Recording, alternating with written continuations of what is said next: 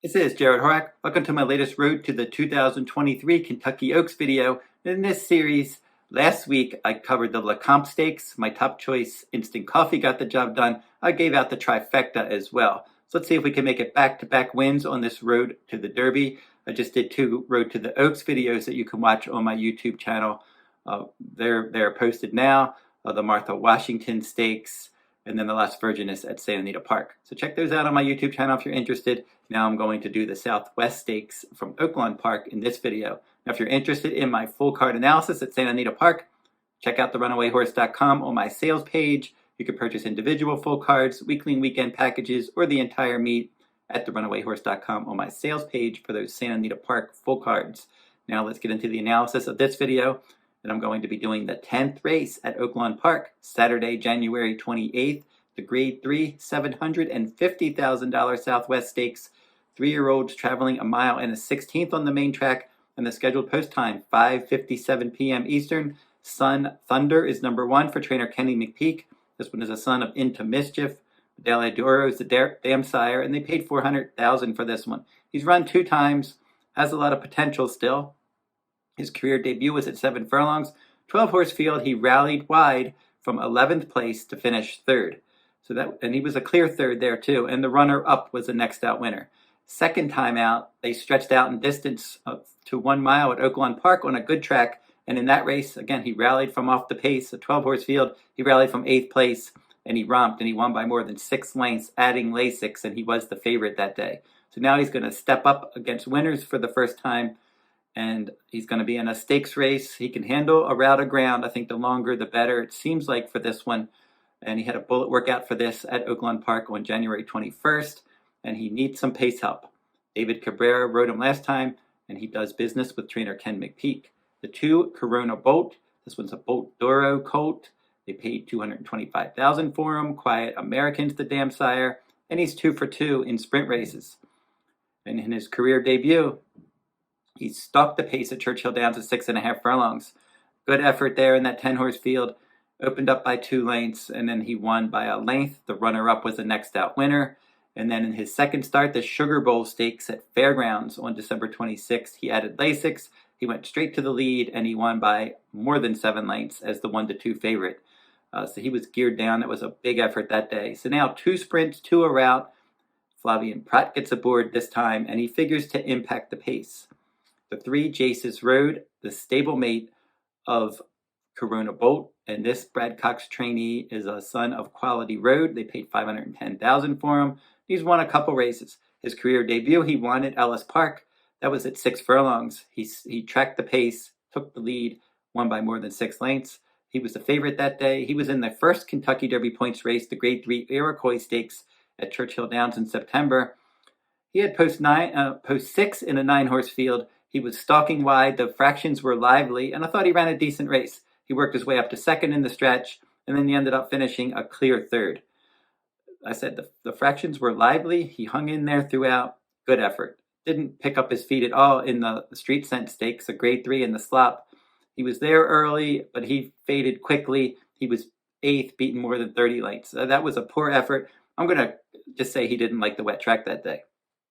Fairgrounds in the Gunrunner Stakes on December 26th, he bounced back, and he liked the aggressive handling. Florent Giroux got him right to the lead, and he enjoyed being out there early, and he just cruised by more than 5 lengths. So he certainly likes to get involved early. If you look at all of his good efforts in his career debut, he was all over the pace.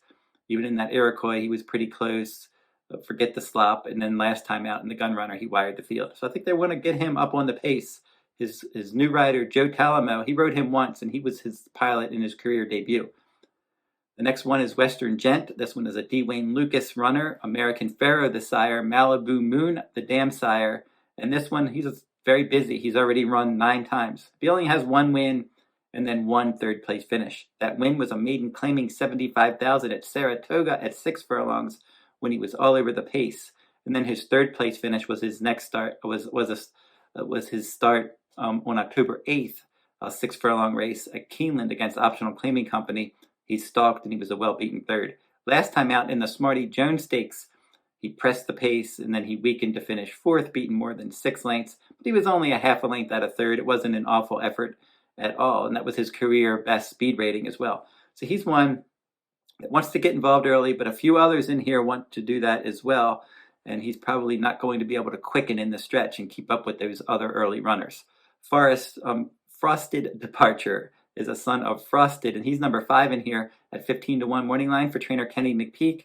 He's run 9 times. He's had 3 wins, and he is 1 for 2 at Oaklawn Park. That Oaklawn Park win was a little stakes race, $150,000, 6 furlong stakes race last time out. He was all over the pace, and he won by a head. So that was a decent effort there, but stretching out in distance, facing other stakes rivals in here. He's 0 for 2 at this distance. I don't think this distance does him any favors. I think he's probably better as a sprinter, and I think he's going to be probably a pace factor part of the way, and then he'll weaken. Arabian Night's the one to beat. He's even money. This one is a son of Uncle Mo. They paid more than $2.3 million for this one. He was really expected to be a good one, and certainly did not disappoint in his debut. That debut was at Keeneland on the Breeders' Cup undercard on November 5th, and he just went right to the lead, and he won under wraps. He was never really threatened, winning by more than 7 lengths under John Velasquez, completely wrapped up at the end, and that was a fast race. The runner-up in there, determinedly, he was a distant second, and he'd come back and break his maiden easily. He ran against Sun Thunder on November 26th, determinedly won that 7 furlong race by more than 7 lengths.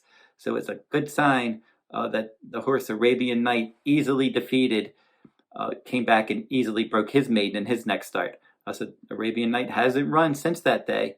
He's training well for this. He's quick. I think he's quicker than any of these, and I would expect that they're going to try to go straight to the lead. Red Route 1 would definitely appreciate some pace help, and he should get pace help in here. He's run 5 times with a win in a third. His win was at Kentucky Downs in a turf race at 1 mile. That was on September 5th. Then the Grade 1 Breeders' Futurity. He ended up finishing 3rd there. Forte was the winner, and then he won the Breeders' Cup Juvenile. Loggins was clearly second best. Red Route 1 just rallied and picked up 3rd from Post 10. His next start was the Grade 3 Street Sense on that wet track, and he finished 5th, beating 13 lengths. And then last time out, the Kentucky Jockey Club Stakes at Churchill on a fast track. That was a slow early, fast late event. He had traffic issues, and he ended up finishing 4th, just missing 3rd by a nose, and then another head away from 2nd as well. Now the easy winner there, Instant Coffee. He was clearly best. He was wide throughout, and he rallied nicely for the win there. He came back and he won the Lecomte Stakes last week.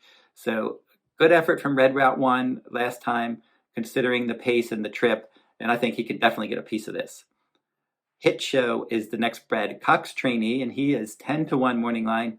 Manny Franco will get aboard. He's 2 for 3 lifetime. He won his career debut at 7 furlongs at Keeneland by more than 5 lengths, rallying from 6th place in a 10-horse field. Second time out, they stretched him out in distance. He was the beaten favorite. He ended up finishing 4th, beaten 7 lengths. He did bobble at the start there. And then in his next start, he bounced back. A 1 mile race at Oaklawn Park on December 17th.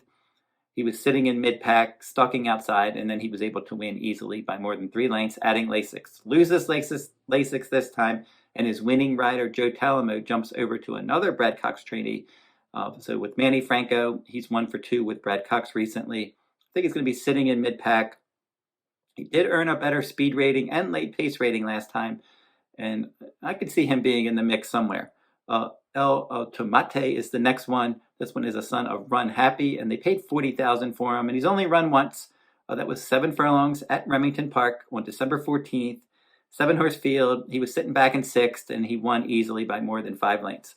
Now he's going to stretch out in distance in his second career start and take on Stakes Company, and he's got to overcome the outside post. So this race does look like it could have a lively pace, but I think it's going to be tough to beat Arabian Night. If he runs back to that debut, he showed so much ability there, and they paid a bundle for this son of Uncle Mo, and if he runs as well as he did in his debut, he's probably going to go straight to the lead and wire the field, discourage the other speed horses, and open up a lead and hold off the late runners. So Arabian Night number 6 is going to be my top choice. No surprise there, certainly no value there, and I'm certainly not going to make a win bet on him, but I will play a trifecta key. I'm going to key Arabian Night over 4 horses, the 2 Corona Bolt, the 3 Jace's Road. I will also use the 7 Red Route 1, and then the 8 Hit Show. So that's that trifecta. And then one more trifecta, I'm going to use the 6 Arabian Night on top. I'm going to put all in second. Then I'm going to key number 7, Red Route 1 in the show spot. So don't forget to like, subscribe, and comment if you like this content. Again, check out all of my Oaks and Derby videos. Every time they have points races for the Oaks and Derby, I cover those in video format on my YouTube channel. Then I'm also going to be doing my last video this week. I'm going to do the Pegasus World Cup from Gulfstream Park. So stay tuned to that. Until I see you next time, good luck at the races.